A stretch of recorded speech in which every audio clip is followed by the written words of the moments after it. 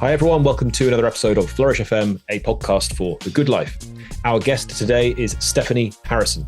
Stephanie is an expert in the science of happiness, author of the international bestseller New Happy, Getting Happiness Right in a World That's Got It Wrong, and creator of the New Happy philosophy. In her book, The New Happy, Stephanie argues that the secret to happiness is helping others, and that by adopting this philosophy in our lives, we will be able to solve the world's toughest problems. Stephanie leads an international movement devoted to spreading the New Happy philosophy. Her organization, The New Happy, reaches millions of people around the world every month, offering award-winning art, a podcast and newsletter articles, and unique tools for building happiness. Stephanie speaks about happiness, culture, and leadership at companies all around the world and has been featured in publications including the New York Times, LA Times, Wall Street Journal, CNBC, Forbes, Fast Company, Oprah Daily, Harvard Business Review, BigThink, and more.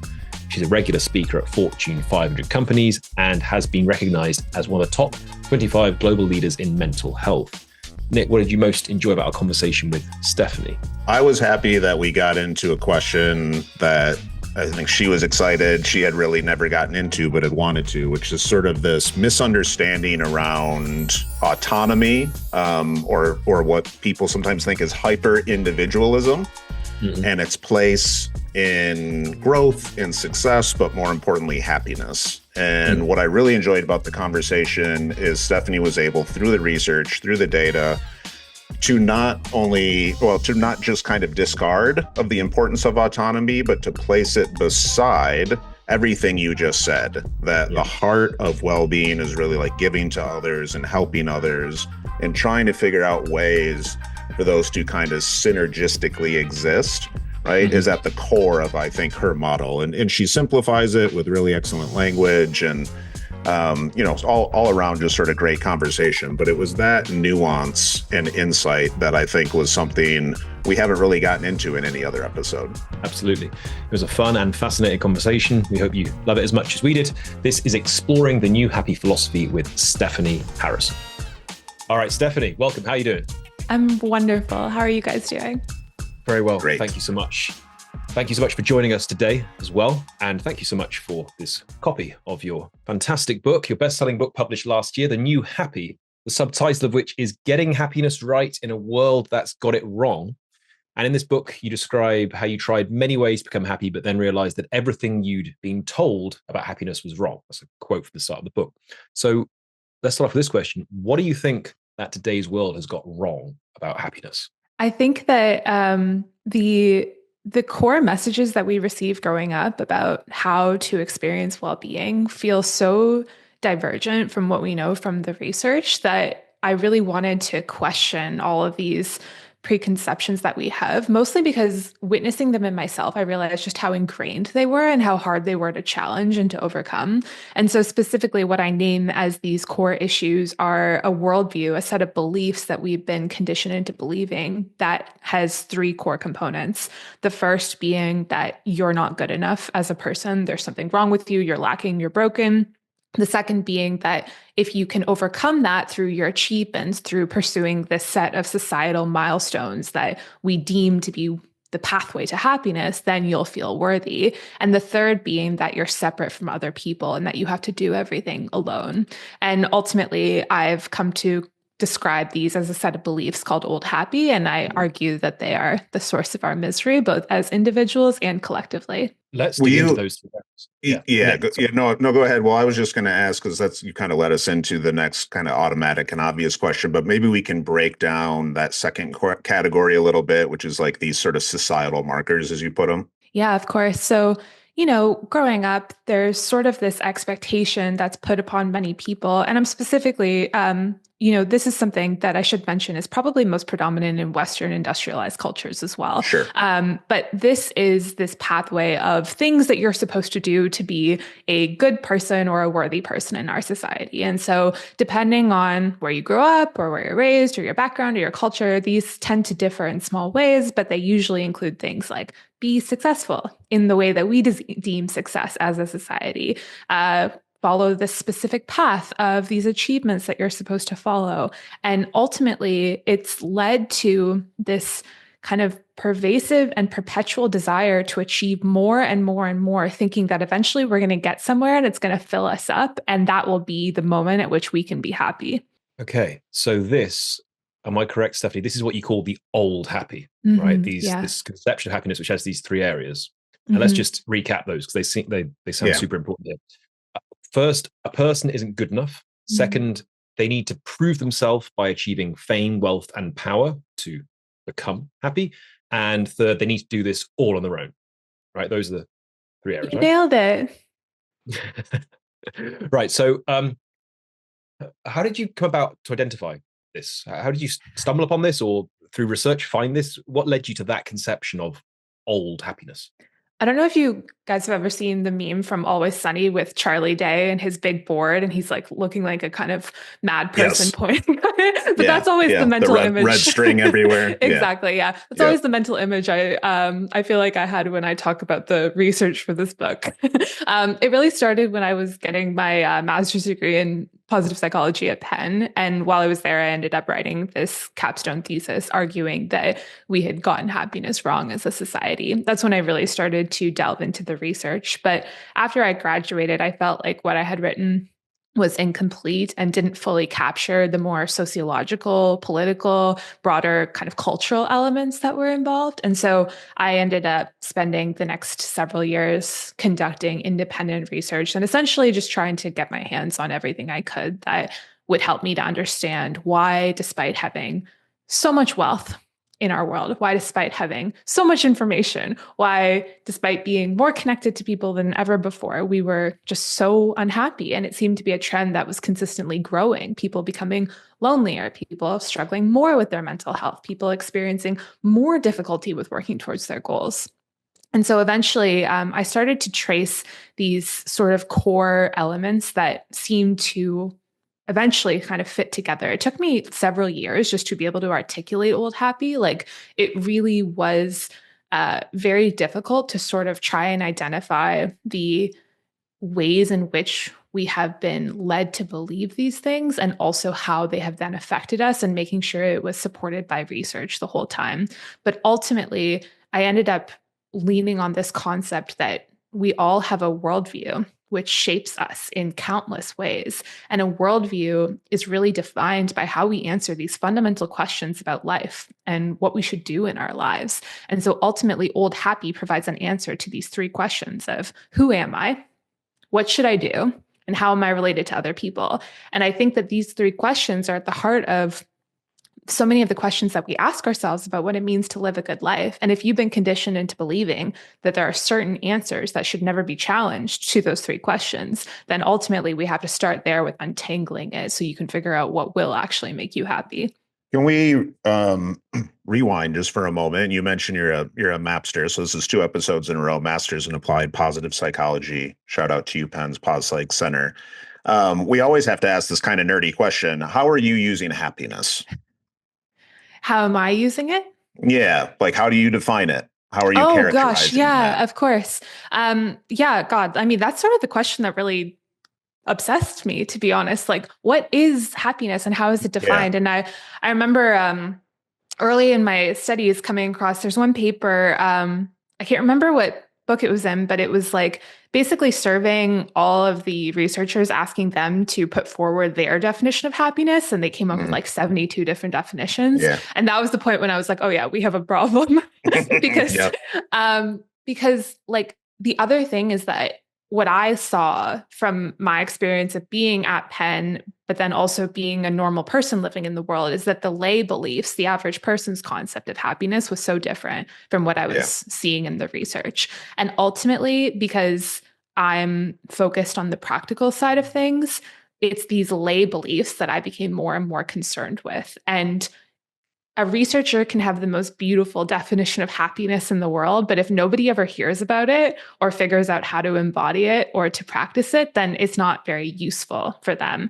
And so ultimately, when I was thinking about happiness, I was first investigating what I would call the old happy version, which is like this idea of happiness that would alight upon you if you just perfected yourself and achieved all of the things and did it in the right way, and then you'd be perpetually happy forever. Destination. Yeah. Exactly. Okay. Yeah. Yeah. This idea that, one of the kind of parallels that I think it sort of embodies is almost like this idea of a Christian heaven, like this idea that you will be in perpetual bliss if you can just arrange the features of your life in one way or another.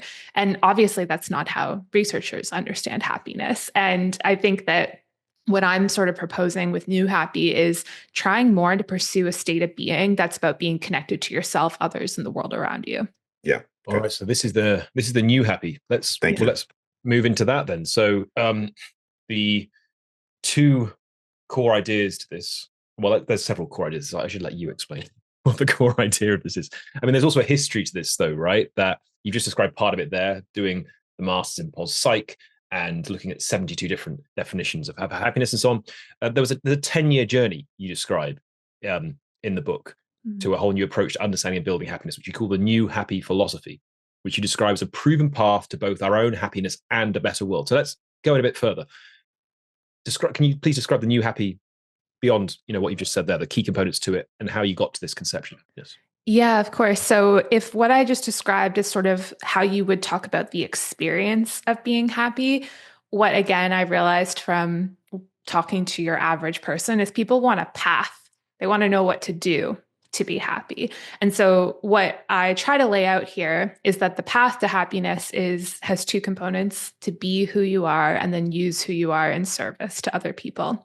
And if we can embody that, not only does that allow us to tap into the individual side of happiness, like all of the wonderful research that's gone on there about using your strengths and developing a sense of agency and learning how to practice self-compassion and grow and fulfill your potential and set intrinsic goals and all these lovely, delightful things. But also we get to tap into the connected element of happiness, about being in relationship and community, about being of service, about knowing that we're a part of something bigger than ourselves, about purpose and meaning.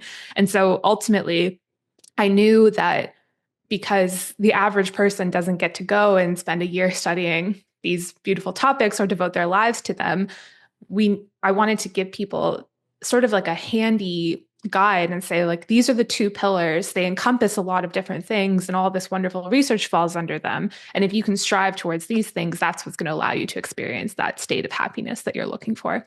Strive, not necessarily master, though. I think it's always a journey, right? Like, because you are always changing as a person and the world around you is always changing, which means we're always in this balancing act of trying to figure out, who am I in this moment and what does the world need from me, or where am I in need of something from the world?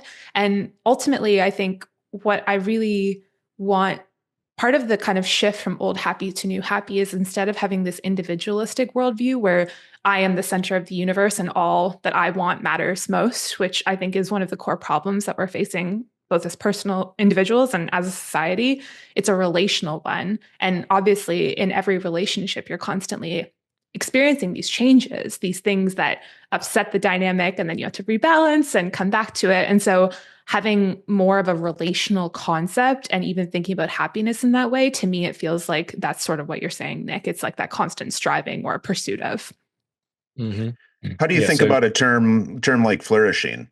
Maybe you dislike it? We're happy to have it pushed back against. We've had that with multiple guests, by the way. But I'm curious if you think it's really similar and synergistic, or if they're quite different concepts. I love the word flourishing. I think it's beautiful. I do. Ultimately, I think it's basically getting at the same thing, to be honest. I think it's such a beautiful word. And I also love it because it inherently has more of that connection to the relational that I was just talking about. Like, it's much more ecosystem based. It has components of that. Ultimately, I think it is the guidepost that we're aiming for.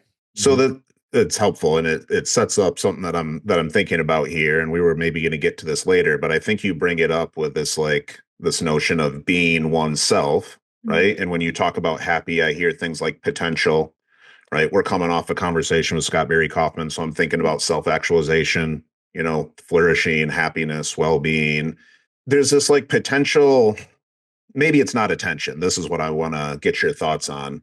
Self-acceptance versus personal growth, self-improvement, keep sharpening my edges, leveraging my strengths, all the things, versus self-acceptance, which I think some people hear and they sound like, oh, maybe even not apathy, but I'm sort of like resigned to who I am. And I wonder if you'd maybe tease that nuance out for us a little bit in that first really important pillar.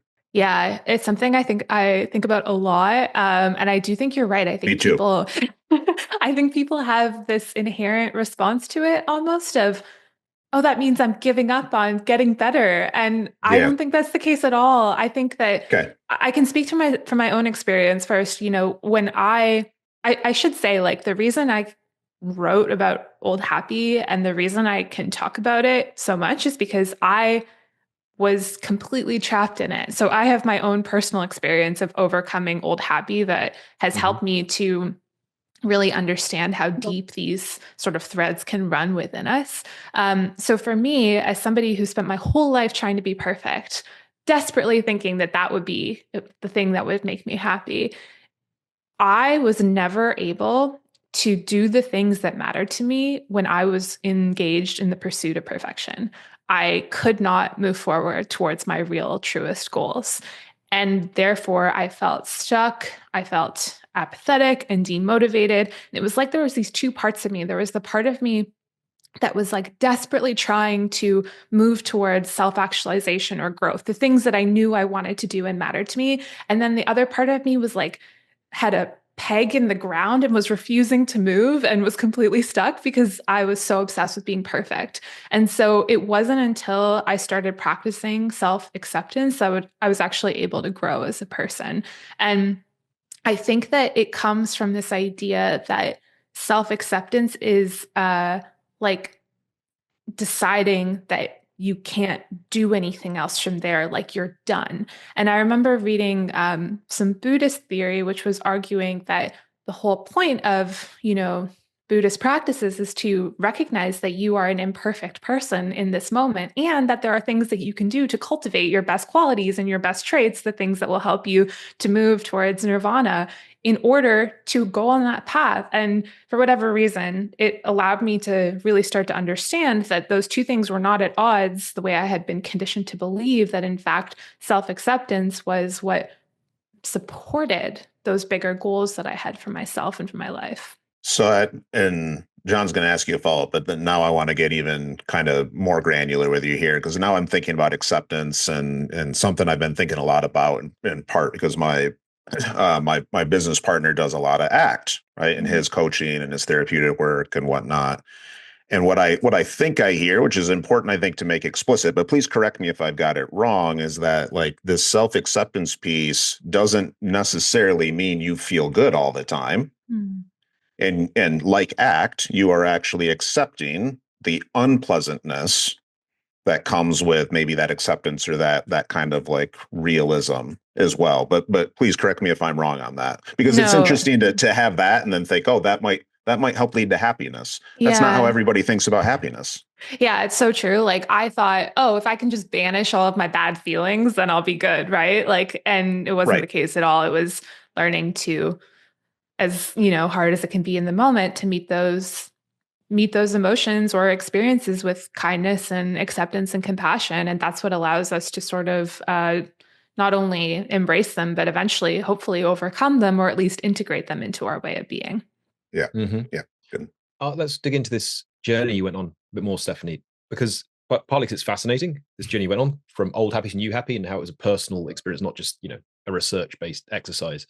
But also, I think this will resonate with a lot of listeners and viewers of this, because I mean, I've lost count of the number of people I've either seen writing about this or sharing on social media, or people I know in my own life who have taken quite a long time to try and figure out what their own happiness looks like or where they're going wrong somewhere in life because they're just not feeling happy no matter what they try.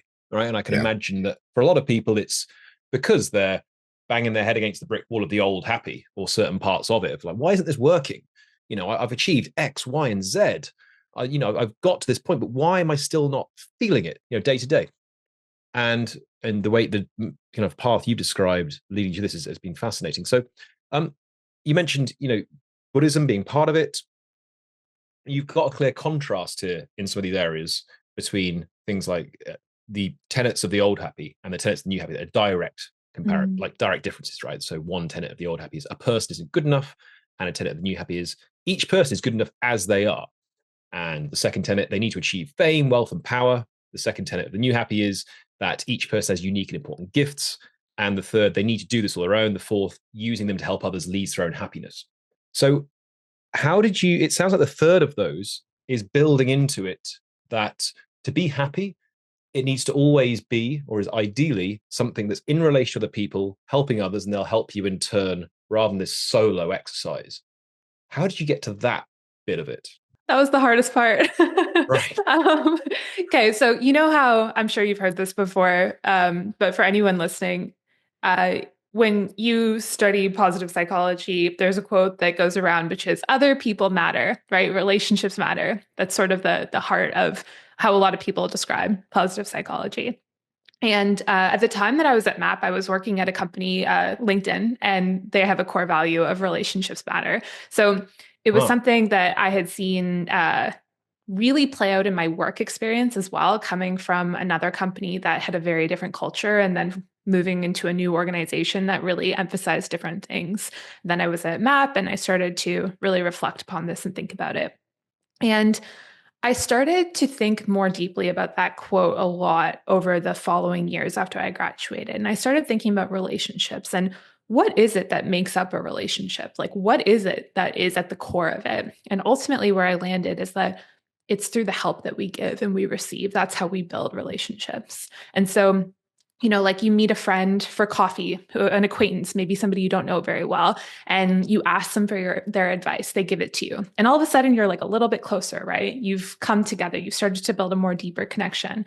And the more that you engage in this process of giving and receiving, the closer you become and the more connected you become.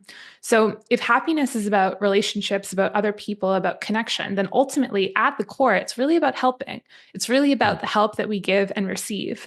And to me, this felt like the underpinning of everything, because then when we look at it from a societal level, we can see that every ability that somebody has to be able to progress in their lives in a meaningful way is the result of help that they received in one way or another. And the fact that our very society is built upon a common foundation of trust and of reciprocity, of being able to navigate these dynamics of how we support one another in both small and big ways. And so ultimately, to me, I started to realize that the idea that there's such a thing as individual happiness feels like the core of old happy, because I could certainly go off and, you know, for example, meditate in a monastery, but there are other people in that monastery. There are people who I'm going out into the villages to connect with and to support. I'm drawing upon a lineage of hundreds of, you know, Tibetan masters who have taught these lessons that I'm integrating into my own life and being. Even that, this most kind of solo pursuit of happiness isn't in fact solo. And so ultimately, I just have really and truly come to believe that there is no such thing as being happy on your own. Absolutely. I mean, and just 2 points. I know that Nick wants to ask a follow-up to this. Two things particularly interesting. Well, many things there, but just two observations. It's ironic that you learned about this relational conception of happiness, or it was a pivotal moment was working at LinkedIn, which is going to be the most career-driven, I know. Perhaps individual. See it from the outside as someone who doesn't work there, seems one of the individualistic. But a network. Imagine. But a network. Yeah. And also that, you know, when someone, for example, goes in a silent retreat to meditate, you know, maybe for 16 hours a day, right? And they're not even allowed to make eye contact with others. They're surrounded by others. There's something interesting about that. Hi friends, Nick here with just a brief interlude to share with you an update on one of our newest partnerships with the Anti-Fragile Academy. Throughout John and I's conversations with many, if not most, of our guests, one thing has been made really clear. In order for people to flourish, thrive, experience the good life, they need to develop the capacity to not only navigate and endure, but ideally grow from the bad, grow from unpleasant experiences. That's why we're thrilled to be partnering with our newest sponsor, the Anti-Fragile Academy, an organization that I co-founded with Dr. Adam Wright, Director of Mental Performance, for the Washington Nationals. At the Anti-Fragile Academy, we work with adolescent athletes, executives, and educators to help them understand some of the science, not just of optimal performance, but of well-being and anti-fragility. The ability not only to endure and bounce back from unpleasantness, but to actually come back stronger, to grow from it. Between Adam and I, we've worked with Fortune 100 companies, Inc. 300 executives, Division I programs, and elite professional athletes and Olympians from all over the world. To find out more about how you can leverage anti-fragility training, check out our website at theantifragileacademy.com. So I want to try to, maybe we'll add or we'll share some language here, Stephanie. But my first question is, are you a Stephen Post, Jill Neimark fan? Why good things happen to good people? Yes, Familiar of with course. that? Yeah, okay. Because when you said helpful, my head went to their language, which is like giving. It's not to be crass about it, but it's value added to another person. But what I think you're doing and what they do really nicely is they concretize it as giving. It can happen in a lot of different forms: humor, laughter, pleasant emotion, generativity, mentorship, right? Are we talking about the same sorts of things here, that's at the heart of creating a lot of these relationships? Yeah, absolutely. Like, we have to blow the conception of giving wide open, in my opinion. So you've nailed it. So this connects to me to something you kind of said earlier, but I wanted to ask about a little bit more because you've read a lot of research and you refer to yourself as really more of in some ways, a philosopher, right, of happiness. And so we're always kind of doing this dance between, let's say, data and anecdata and lived experience and all these things. And we all fall in sort of different spots of the line. But I'm curious what informed, especially part two, like these markers of success and old happiness as problems.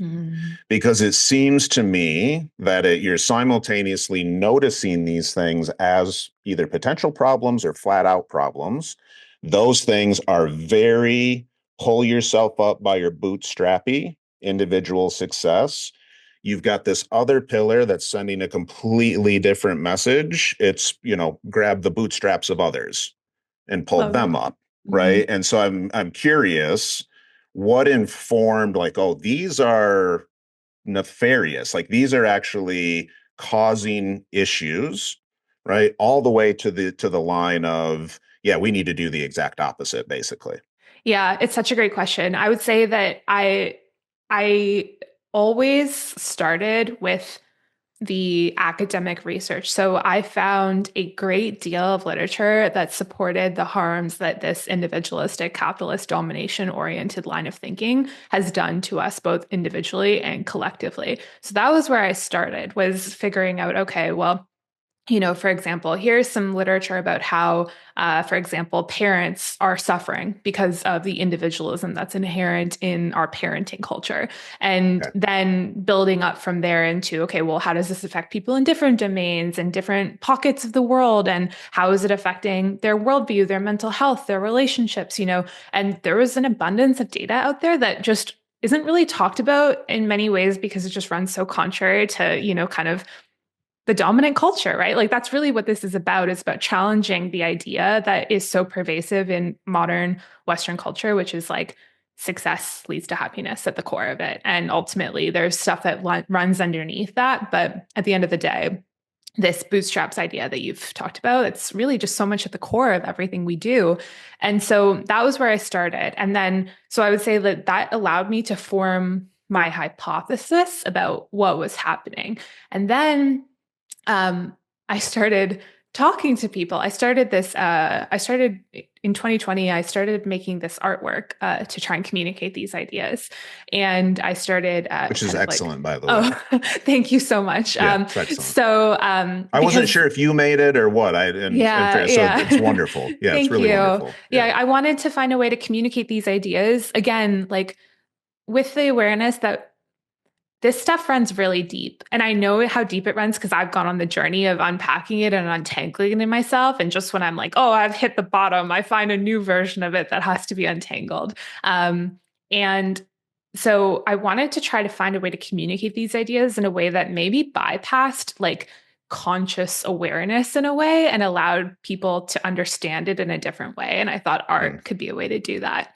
And so Yeah. then I started leading these community experiences and events and talking to people, and the account ended up growing very quickly, and I ended up having thousands and thousands of conversations with people who were telling me about how old happy was harming them, but they didn't have the language or the research that I had. And Yeah, so you had struck they a all, chord. Yeah. yeah, exactly. They all felt alone. They all felt they were the only ones failing in old happy. They all believed that they were the problem.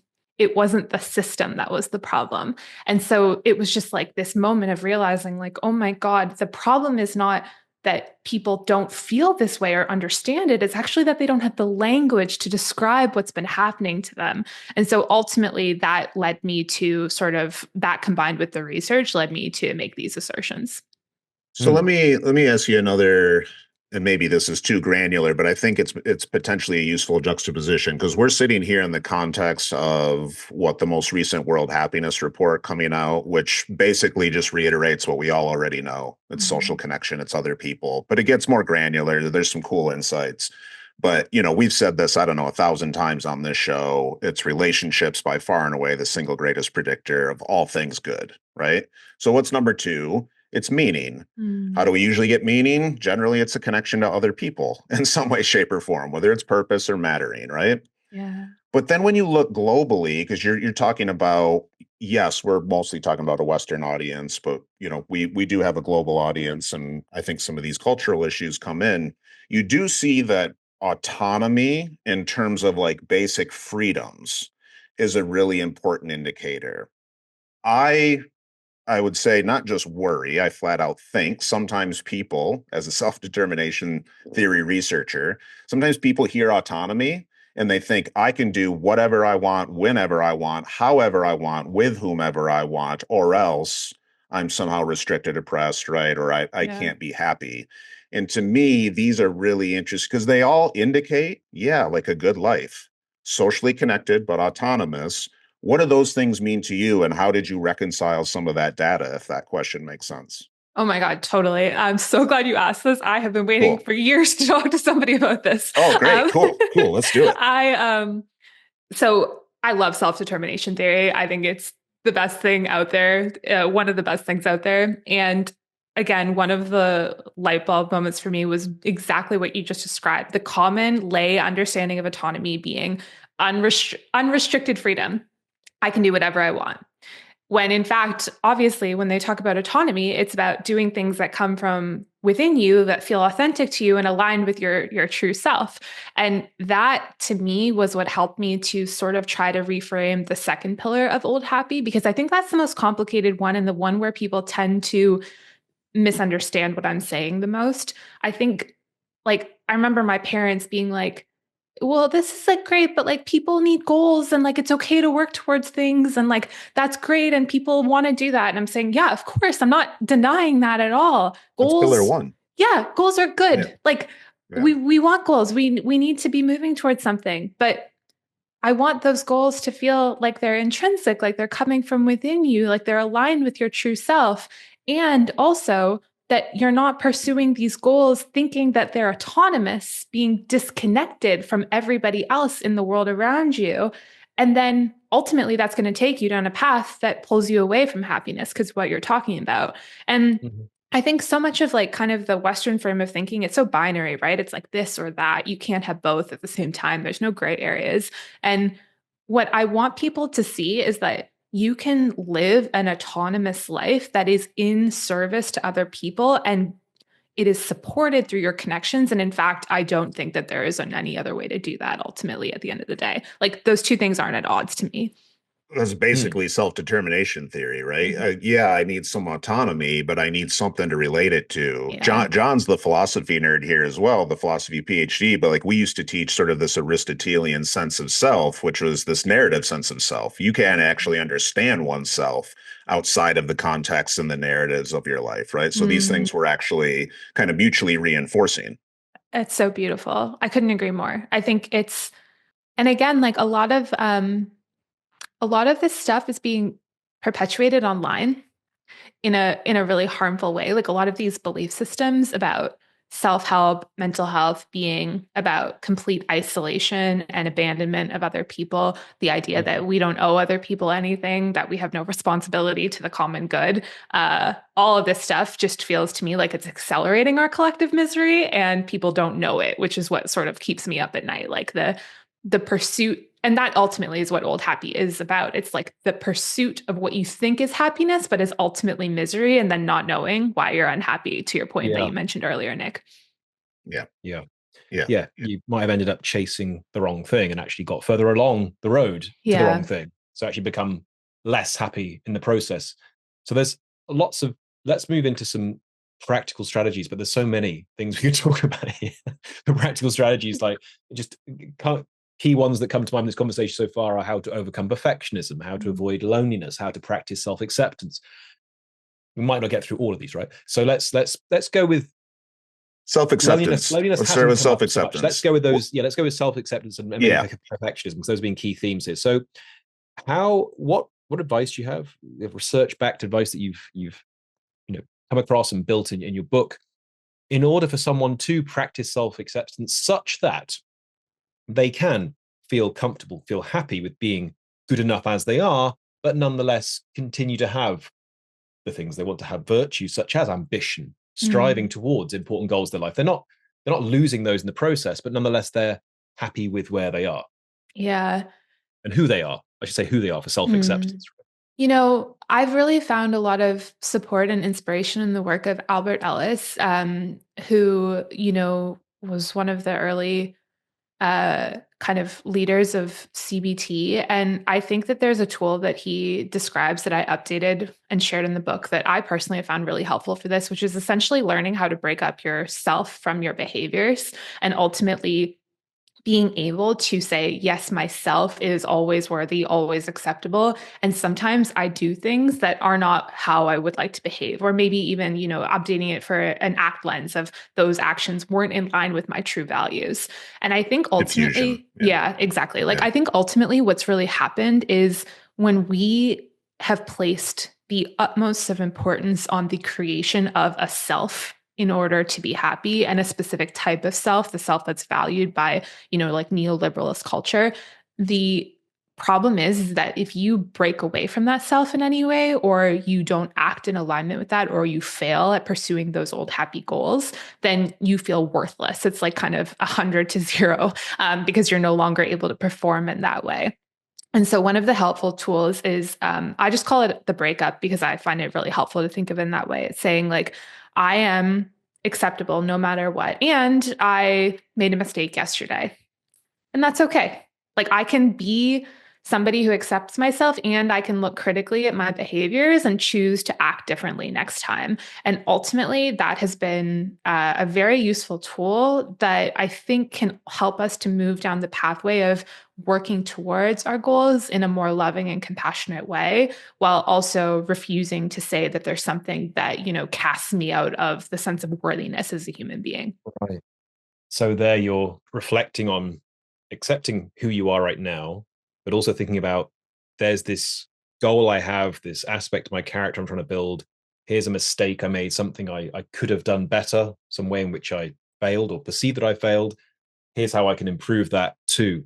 Yeah. Next time I do this thing or something related, do that thing better. So there is a striving, but all centered around I'm happy with where I am right now and who I am right now. Yeah. Here's how I can become better as well. But I guess the important point to add is becoming better is an addition to something that's already good.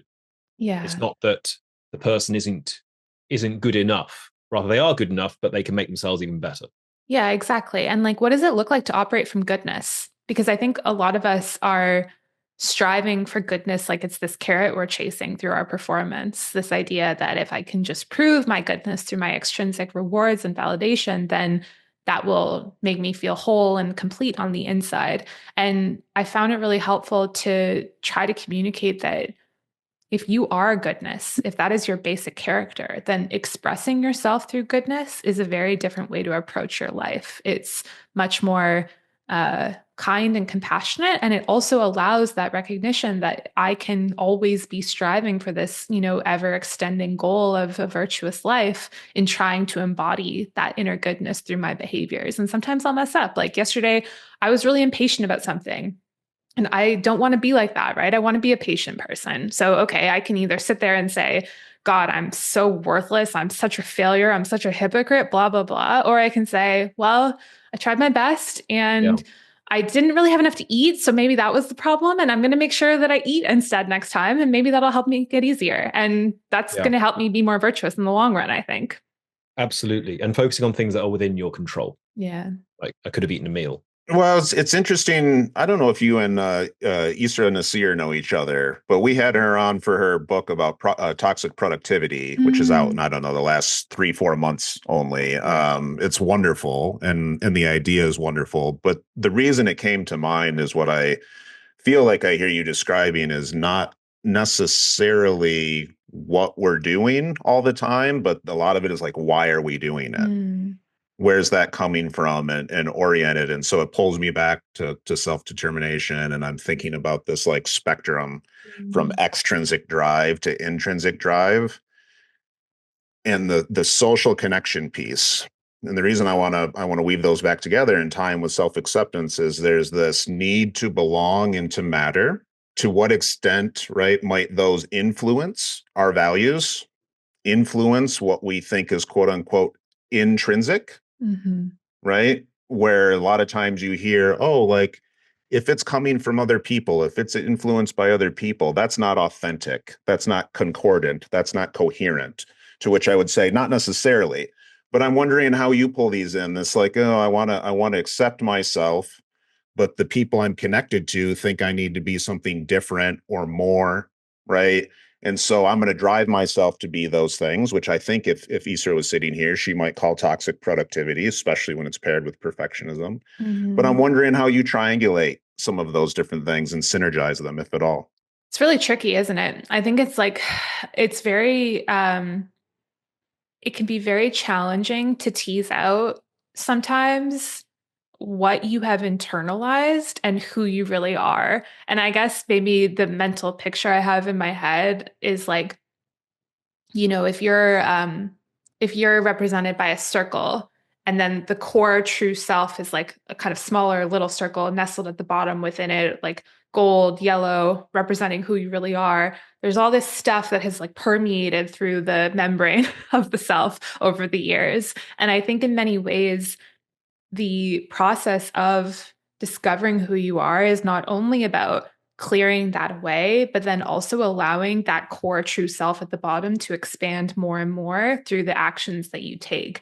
And so, what I often counsel is like, if you can learn to listen to your own feelings and view them as feedback and information about how you are feeling about your embodiment of your true self, it can become a lot easier. You can take a lot of shortcuts. And so for me, like I was conditioned, all that stuff that came in was, success, money, power, all these old happy values, but none of that actually made me feel good in the pursuit of it. None of it actually filled me up or made me feel like I was alive or connected or nourished. But when I practiced kindness or compassion, when I helped somebody, when I was engaged in community or in the pursuit of creativity or other intrinsic goals that I had, I felt good in the process of doing it. And sometimes I think it's helpful if we start to learn to tune in as we're engaged in it. How it makes you feel can often be an indicator of whether it's some of that stuff that snuck in or whether it's a part of your real true self. Yeah, good. Thank you. It sounds like there's a way to connect up the self-acceptance part of this, the good enough part, and perfectionism, a key theme there. And it's particularly interesting to me. We both sound like recovering perfectionists here, Stephanie. Yes. I've learned a lot from Nick about how to overcome perfectionism, and several guests we've had. Because I'm sloppy as hell. That's what he said. Not at all. Not at all. You have a nice, healthy balance. I've definitely become much less of a perfectionist since co-hosting this podcast with Nick. Learned a hell of a lot from him, and also from several guests we've had who have talked about perfectionism. But I mean, did you in your research come across, because I know this phrase good enough, look into behavioral economics, the notion of satisficing compared to maximizing, that satisfices people who set a threshold for something being good enough, aim for that, and that could be a benchmark. They don't need to keep striving for something more. That can be, with happiness, for example, or some goal you have in life or amount of money you want to earn, let's say. You can set a threshold and aim for that, and that's the good enough thing you're aiming for, rather than maximizers who are never stopping, continuing always to look beyond the current thing and never setting that kind of threshold. Did that inform this phrase good enough here in your work?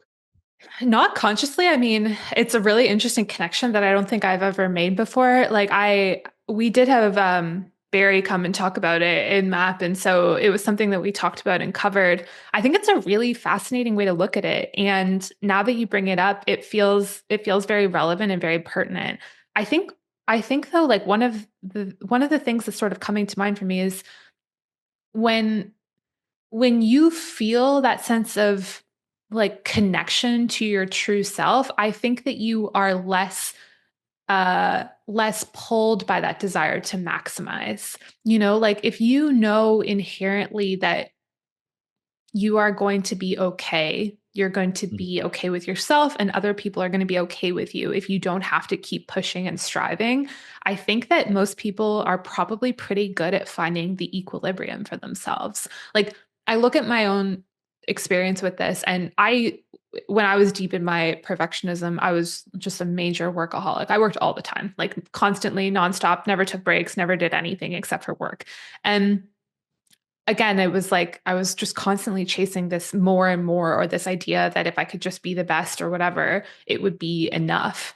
And the more that I've learned to embrace myself as enough in these ways, the more I've actually been able to naturally and without effort find a balance that allows me to strive and work towards the goals that I do have and what matters to me, but also to learn when enough is enough and when I don't have to keep pushing as much. Yeah. It's like, it's actually allowed me to live with more discernment in that way, in a surprising form that I don't think I would have anticipated.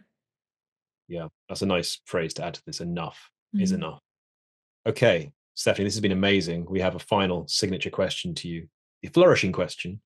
What is one lesson on flourishing or on happiness that you want our listeners to walk away with, and a practical step for putting it into action? I would say that if I had to sum it up, it would be happiness is shared. And the best way to put that into practice is to go try and either share some happiness that you have with somebody else, or try to make somebody else happy and share in their joy. Love that. Good. Yeah. Excellent. Beautiful note to finish this on. Yeah. Yep. Simple. Where can people interact with you, find more about you, access any of the resources that you provide? You mentioned your art, which I think is wonderful. Give your handles, all the things. Oh, thank you so much. Everything is at thenewhappy.com or on social media at newhappyco. Yeah. Perfect. Great. Fantastic. Thank you, Stephanie. It's been a wonderful conversation. Learned a hell of a lot. Thank you. Thank you. We hope those of you watching or listening have also loved this conversation. You've been listening to Exploring the New Happy Philosophy with Stephanie Harrison. Thanks so much for listening to Flourish FM. We hope you enjoyed the content. Please be sure to leave us a 5-star review and hit that subscribe button wherever you listen to your podcast, and on all major social media platforms. And if you visit our website, flourishfmpodcast.com, you can sign up to our newsletter. We send out a weekly newsletter. First newsletter of every month, we share a long form blog, and every newsletter, every week, we share highlights from our previous episodes. Please hit subscribe on our website.